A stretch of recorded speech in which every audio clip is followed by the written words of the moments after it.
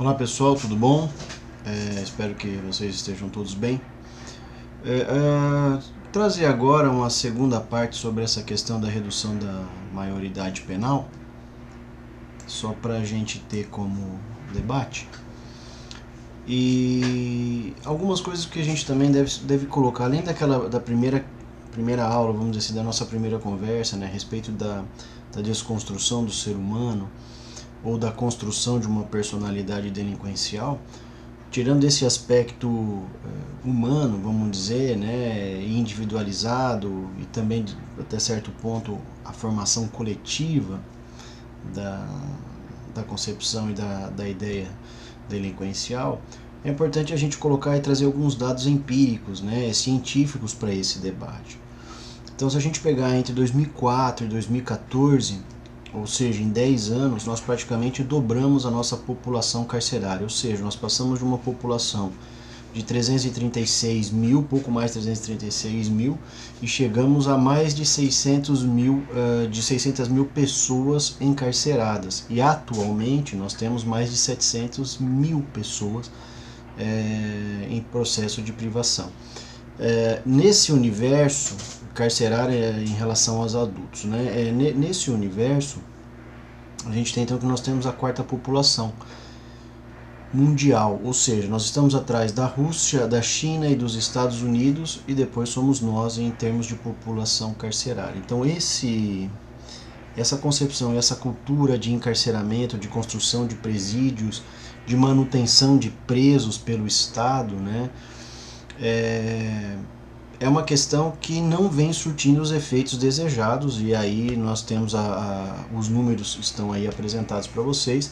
Nós dobramos essa população carcerária, nós aumentamos o número de presídios e a sensação de insegurança, a sensação de aumento de criminalidade, isso é uma questão para se debater também, mas não vem ao caso agora, ela não tem surtido os efeitos de redução, pragmaticamente dizendo, a redução do número de violência, ou seja, de crime, da criminalidade no país, né?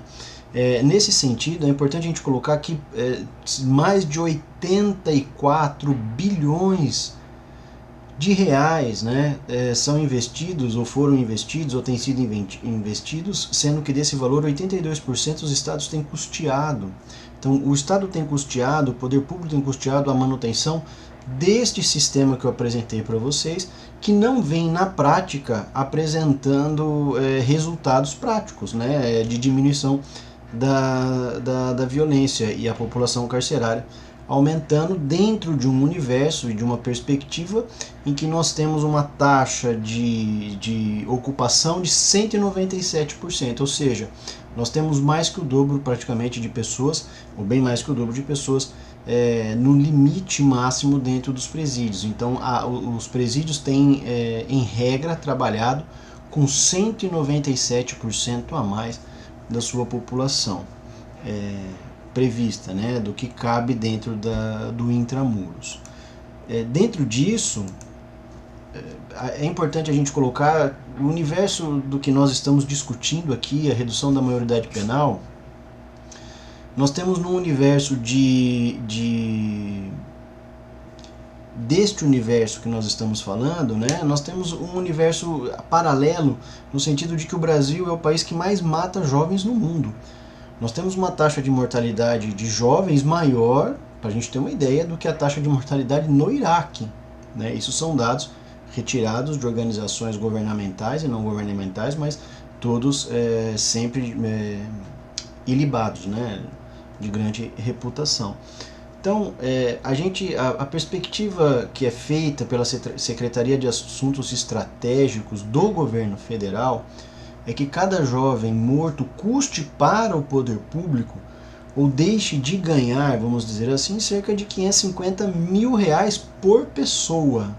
Por quê? Porque são os gastos com tempo de internação, saúde, a movimentação da justiça, os impostos e os tributos que essa pessoa produziria durante a sua vida, a sua força de trabalho, a sua manutenção, portanto a manutenção do Estado, porque quando a gente trabalha a gente também mantém o poder de compra e automaticamente a gente movimenta a economia e assim por diante. Então, dentro desse universo de um país que mata muito os seus jovens, de um país que tem um gasto, uma perda econômica muito grande com a morte desses jovens, como eu acabei de falar, nós temos que o universo do Sistema Nacional de Atendimento Socioeducativo, nós temos uma taxa média de reincidência, eu não gosto desse termo, mas só para a gente entender, uma reincidência de 17%, ao contrário dos adultos, que nós temos uma taxa de reincidência de 42%. Então, primeiro, pragmaticamente, volto a dizer, em relação a números, análise empírica, o Sistema Nacional de Atendimento Socioeducativo é um sistema que funciona muito mais do que o próprio sistema implicado ao adulto do encarceramento, né, nos presídios, porque nós temos uma taxa de reincidência menor. Outra coisa, hoje o sistema atende cerca de 22 mil pessoas, adolescentes, né, num universo de 53 milhões de pessoas que têm menos de 18 anos. Então, dentro disso que a gente está falando, nós estamos movimentando o Senado, estamos movimentando, né, todo o sistema legislativo, nós estamos movimentando parte dos processos, né, tanto legislativo quanto judiciário, se isso houver a redução efetivamente, para falar de uma população que representa 0,004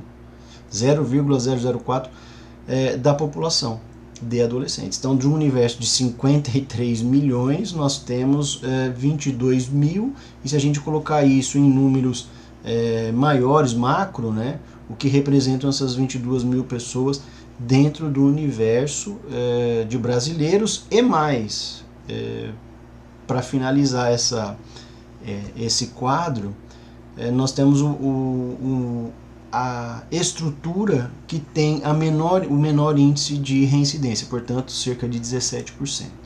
Então, para finalizar a nossa conversa, eu acho que a gente deveria conversar antes, eu acho que é importante para que o país possa de forma madura, né, entender a redução, a possibilidade ou não de redução da maioridade, o que isso implicaria, questões que devem ser colocadas antes, por exemplo, 6 entre 10 adolescentes, né, crianças e adolescentes vivem na pobreza e em múltiplas pobrezas. Então a gente precisa debater a questão de 13 milhões de crianças fora do sistema de saneamento, quase 9 milhões de crianças fora ou com uma educação deficitária, com déficit de água, moradia, alimentação.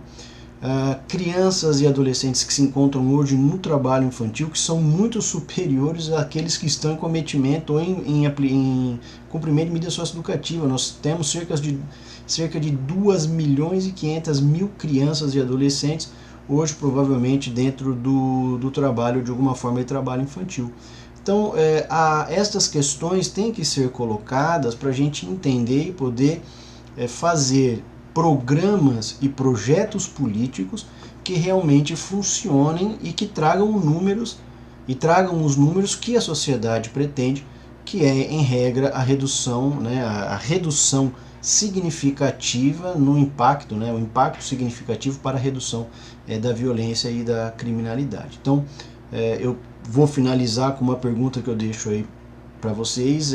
Nos últimos anos a gente tem visto um crescimento da população carcerária, a promulgação de leis, né, cada vez mais severas, como por exemplo a lei dos crimes hediondos de 1990, que foi um marco e assim por diante, e nem assim nós vivenciamos uma cultura de segurança, de não violência e de não expansão do crime organizado. Então a pergunta é, será que este é o caminho? Nós estamos no caminho certo? Um abraço a todos e deixo essa pequena reflexão aí para vocês.